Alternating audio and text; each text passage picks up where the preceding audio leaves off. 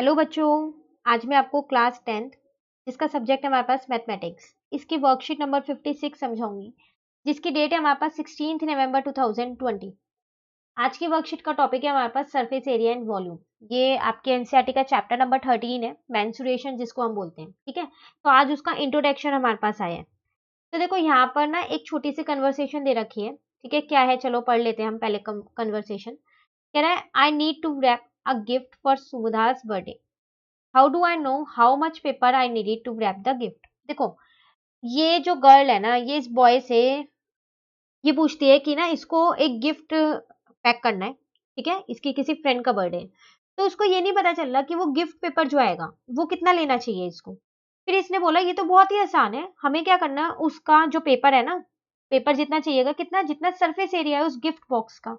अगर gift box इतना है तो इसका सरफेस एरिया निकाल लो, उससे हमें पता चल जाएगा कि पेपर कितना चाहिए। ठीक है, तो इस केस में हमें क्या फाइंड करना चाहिए, सरफेस एरिया। तो इसने इसको ये सजेस्ट किया है। ठीक है, अब ये बोलती है ओके। अब क्या होता है, इसको ना कुछ बुक्स रखनी है एक गिफ्ट बॉक्स के अंदर। ठीक है, कुछ बुक्स है एक गिफ्ट बॉक्स के अंदर। अब ये कह रही है can you tell how many books can be kept in gift box. तो क्या बता सकते हो कि उस गिफ्ट बॉक्स के अंदर कितनी बुक्स आ सकती हैं। तो कितनी बुक्स आएंगी। फिर इसने बोला यस बिल्कुल, अगर हम उस बॉक्स का, जो भी वो बॉक्स है जिसमें भी हमारे को वो बुक्स रखनी है, अगर हम उसकी वॉल्यूम निकाल लें गिफ्ट बॉक्स की, तो हम बहुत आसानी से बता सकते हैं कि उसमें कितनी बुक्स आ जाएंगी। ठीक है ना। तो इससे दो चीजें हमारे पास सामने आती हैं, दो टॉपिक्स। कौन कौन से, एक आता है सरफेस एरिया क्या होता है, और एक आती है वॉल्यूम। तो आज की वर्कशीट में हम यही दो चीजें समझने वाले हैं बहुत ही अच्छे से। तो देखो, सरफेस एरिया का मतलब है कुछ भी चीज जो, जैसे ये एरिया, ये जो बॉक्स है इसका एरिया पूरा।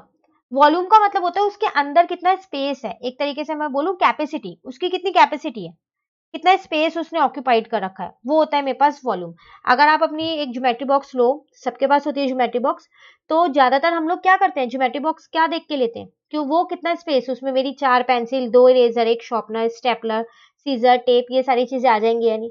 कई बच्चे होते हैं ना, ये सारी चीजें देख के लेते हैं। तो आप क्या देखते हो, उसके अंदर का स्पेस देखते हो कि इसमें कितना स्पेस है। ज्यादा स्पेस है तो ज्यादा सामान आएगा, कम स्पेस है तो कम सामान आएगा। करते हो नहीं करते। सेम आप अपने स्कूल बैग में भी ये करते होंगे। अगर जब भी आप स्कूल बैग लेने जाते हो तो क्या देखते हो, किसमें स्पेस देखते हैं कि लंच बॉक्स रखने के लिए अलग स्पेस हो, वाटर बॉटल के लिए अलग हो, बुक्स और कॉपीज के अलग अलग हो। तो आप स्पेस देख रहे हो ना, इसका मतलब आप उस बैग की वॉल्यूम देख रहे हो अंदर।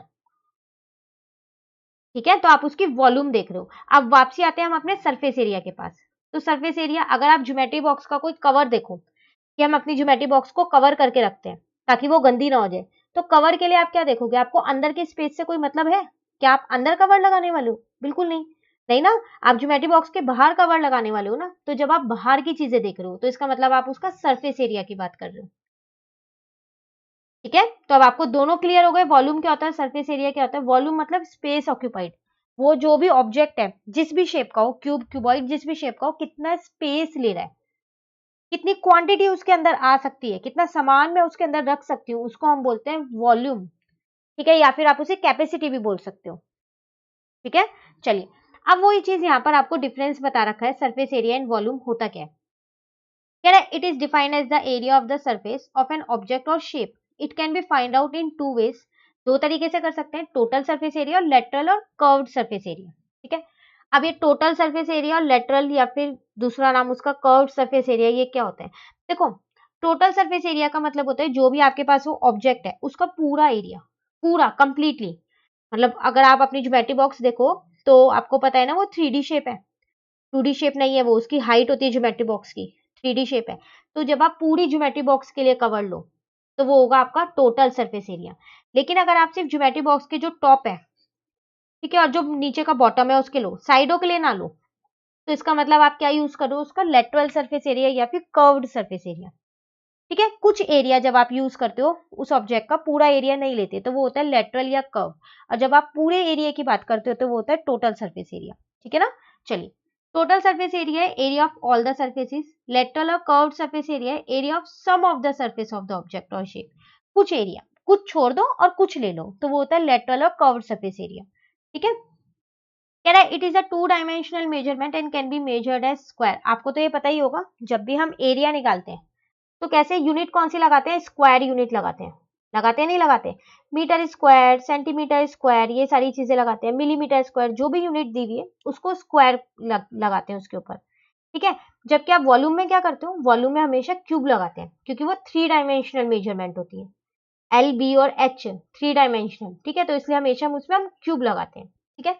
कुछ एग्जांपल्स मुझे यहाँ पर सरफेस एरिया के दे रखे हैं, वही सेम चीज है। एक तो जो गिफ्ट आप उसे पैक करोगे, वॉल को पेंट करने का दे दिया, ठीक है, covering a bowl with a lid दे दिया, कुछ किसी भी चीज को कवर करना हो, ठीक है। कुछ चीज पेंट देखा आपने जब वॉल पे होता है, तो वॉल पे होगा ना ऊपर ऊपर बाहर बाहर, तो सरफेस एरिया, ठीक है ना। अब आती है बात वॉल्यूम की। सेम वही चीज है जो मैंने अभी बोली है, वही लिखी हुई है यहाँ पर। It is defined as the space occupied by any solid object. कोई भी सॉलिड ऑब्जेक्ट जिसने कोई स्पेस ले रखा हो, उसको हम बोलते हैं volume. If the object is hollow, then the volume is defined as how much quantity an object can hold. कह रहा है अगर ऑब्जेक्ट हॉलो मतलब खुला हो, ऐसे जैसे आप देख रहे हो ये बाउल्स बने हुए हैं, तो इसके अंदर कितना ये क्वांटिटी आ रही है इसके अंदर, इसको हम बोलेंगे वॉल्यूम। अगर मैं बोलूं उसके बाहर से आप क्या करो, एक पेपर लगा दो इस बाउल के ऊपर, तो बाहर बाहर ही तो लगाओगे आप पेपर, तो वो हो जाएगा मेरा सरफेस एरिया, ठीक है। For hollow object volume is termed as capacity. तो आप वॉल्यूम को कैपेसिटी भी कह सकते हो हॉलो ऑब्जेक्ट्स के लिए, ठीक है ना। 3 डायमेंशनल होता है, तो इसमें मीटर क्यूब सेंटीमीटर क्यूब होती है, ये मैंने आपको अभी बता ही दिया था। Examples, water in tank, match boxes in packet, soup in a bowl. एक बाउल में कितना सूप आ सकता है, तो उसकी जितनी कैपेसिटी होगी उतना ही तो सूप आएगा, उससे ज्यादा तो आ नहीं सकता। नहीं आ सकता ना, तो इसका मतलब हम उसकी वॉल्यूम की बात कर रहे हैं इस टाइम पे, ठीक है। तो वॉल्यूम और सरफेस एरिया में आपको फर्क पता चल गया। चलिए अब आगे देखते हैं।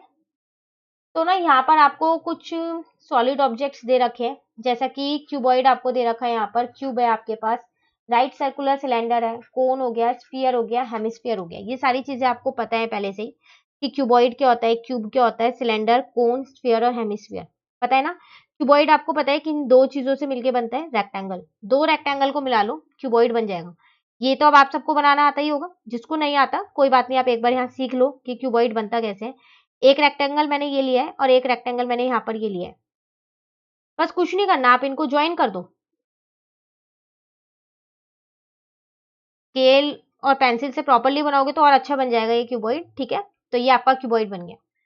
तो दो रेक्टेंगल्स को मिला के क्यूबॉइड बन जाता है। फिगर उन्होंने भी आपको बना के दे रखी है। 3D शेप है, एल, बी और एच तीनों चीज है इसके अंदर। वॉल्यूम है उसकी एल, बी, एच। लेटरल और कर्व सरफेस एरिया भी आपको दे रखा है और टोटल सरफेस एरिया भी आपको दे रखा है, ठीक है। एक चीज आप ध्यान रखना, जो ये और वाला है, तो आपकी मर्जी, आप ऊपर वाला याद कीजिए या नीचे वाला, दोनों याद करने की कोई जरूरत नहीं है, वो दोनों एक ही चीज है। उसमें एच कॉमन ले रखा है बस, और कुछ नहीं कर रखा। सेम यहाँ पर 2 कॉमन ले रखा है और कुछ नहीं कर रखा, ठीक है। फॉर्मुलेज आपको ये सारे याद करने पड़ेंगे। और याद क्या, हम जैसे जैसे क्वेश्चंस करेंगे ना, तो ये हमारे को पता है अपने आप ही याद हो जाएंगे। इतना हार्ड नहीं है कि बहुत सारे फॉर्मुले देखने में आपको लग रहे होंगे बहुत सारे हैं, कैसे याद होंगे। आप क्वेश्चंस करते रहोगे ना, अपने आप आपको ये सारे फॉर्मुलेज याद हो जाएंगे, ठीक है। सेम वही क्यूब, क्यूब दो स्क्वायर से मिलके बनता है, तो उसके तीनों फॉर्मुले आपको दे रखे हैं, ठीक है ना। सिलेंडर, सिलेंडर के तीनों फॉर्मुले आपको दे दिए हैं यहाँ पर। कोन के दे दिया है, वॉल्यूम दे दिया है, सरफेस एरिया दे दिया, दोनों टोटल भी और लेटरल भी, ठीक है। फिर बार बार बोलूं मैं, और वाला जिसमें भी और है, तो कोई सा भी एक आपको याद करना है, ठीक है ना। स्फीयर और हेमिस्फीयर उसकी भी दिए हुए हैं। स्फीयर मतलब पूरा, हेमिस्फीयर मतलब आधा, स्फीयर का आधा हेमिस्फीयर हो गया। तो इसके फॉर्मूले बहुत ही आसान है। अगर आप इसका हाफ कर दोगे तो यही आने वाला है, करके देखना एक बार ही, इसको 2 से डिवाइड करना, इसका हाफ कर दोगे तो यही आने वाला है, ठीक है। हाँ, इसका हाफ मत करना क्योंकि ये टोटल सरफेस एरिया है, सिर्फ इन दोनों में ही ये लगता है, ठीक है। उसमें फिर वो आपको पता है ना, लेटरल में हम कुछ पार्ट लेते हैं एरिया का, और टोटल में पूरा लेते हैं, इसलिए यहाँ नहीं। तो इन दोनों में आप कर सकते हो, याद करने के लिए बताया ये मैंने सिर्फ आपको, ठीक है। चलिए अब कुछ क्वेश्चंस हैं जो हमारे पास हैं, बहुत ही आसान है क्वेश्चंस, तो यहाँ देखते हैं हम क्वेश्चंस को। आपको कह रहा है नेम फॉलोइंग है surface area and volume situation, बताना है किस में सरफेस एरिया होगा, किस में वॉल्यूम होगा। फर्स्ट वाला तो देखो, आपके पास जो ये ग्लास दे रखे हैं, इसके अंदर जो ड्रिंक है अंदर, तो ग्लास के अंदर जितनी कैपेसिटी होगी आप उतना ही ड्रिंक उसके अंदर भर सकते हो, उससे ज्यादा तो नहीं भर सकते। तो ये क्या चीज है, ये इसका मतलब यहाँ वॉल्यूम की बात हो रही है, ठीक है। सेकंड में ये जो एक बॉय है, ये कोई गिफ्ट पैक कर रहा है ना। तो गिफ्ट पैक तो अभी हमने क्या याद ही हो गया होगा शायद हमको, कि इसमें हमारा सरफेस एरिया लगेगा। हमारे को गिफ्ट के अंदर जो सामान है उससे मतलब नहीं है, बाहर का जो बॉक्स है वो कितना एरिया ले रहा है उससे मतलब है, ठीक है। सेम वो यहाँ पर एक जना जो है ये पेंट कर रहा है वॉल को, वॉल को पेंट कर रहे हैं तो इसका मतलब इसका सरफेस एरिया, ठीक है ना। उसके बाद है यहाँ पर आपको एक एक टेबल दे रखा है, उस पे एक एक क्लॉथ, टेबल क्लॉथ लगा हुआ है। तो टेबल पे जो हम टेबल क्लॉथ लगाएंगे तो जितना टेबल का एरिया होगा उस हिसाब से लगाएंगे ना, या फिर हम ये देख के लगाएंगे कि टेबल ने कितनी स्पेस ऑक्यूपाइड कर रखा है, वो देख के तो नहीं लगाते हम, है ना। तो इसमें भी यहाँ पर हमारे पास क्या आएगा, सरफेस एरिया आएगा।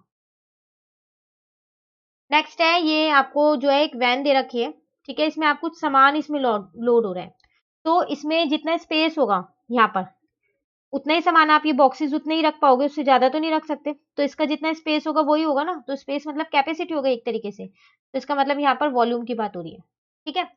अब यहाँ पर एक वेल है, उसमें से ये मिट्टी निकाली जा रही है, तो इस वेल में मिट्टी आई कितनी होगी, जितने इसका स्पेस होगा उतनी। अगर आप वापसी वो मिट्टी डालो तो उतनी डाल पाओगे ना जितना इसका स्पेस है, उससे ज्यादा तो नहीं डाल पाओगे। तो इसका मतलब यहाँ पर भी किसकी बात हो रही है, आपकी वॉल्यूम की बात हो रही है, ठीक है। चलिए क्वेश्चन नंबर 1 तो हमारा कंप्लीट हो गया। क्वेश्चन नंबर 2 पे आते हैं हम। कह रहा है आपको शेप के नाम बताने हैं, name the shape, sorry object की शेप बतानी है, ठीक है। Name the shape of the following object. पहला कह रहा है an open round bowl, bowl किस शेप की होगी, हेमिस्फीयर, है ना। स्फीयर पूरा होता है और हेमिस्फीयर आधा, तो हेमिस्फीयर की होगी ये तो। सेकंड में आपसे कह रहा है अराउंड वेल, कुआ, कुआ किस शेप का होता है, सिलेंडर के शेप का, और यहाँ बना हुआ भी आप देख सकते हो, ये रहा, ठीक है। अ कॉर्न कॉब मतलब जो वो भुट्टा नहीं होता, भुट्टा देखा आपने, कई लोग खाते होंगे, उन्हें अच्छा भी लगता होगा, तो किस शेप का होता है भुट्टा जो होता है, कॉर्न कॉब, तो वो कौन शेप का होता है। आप कभी खाओ तो ध्यान से नोटिस करना कि कौन शेप का है या नहीं है, ठीक है ना। उसके बाद डी है, मैं ना यहाँ नाम दे देती हूँ क्योंकि यहाँ स्टार बने, आप कंफ्यूज ना हो जाओ। कह रहा है अ रूम इन द हाउस, तो घर के अंदर जो रूम होता है, तो आप खुद देखना आपके घर के अंदर जो रूम है वो कौन सी शेप का है। तो जब आप देखोगे ना तो आपको वो क्यूबॉइड मिलेगा।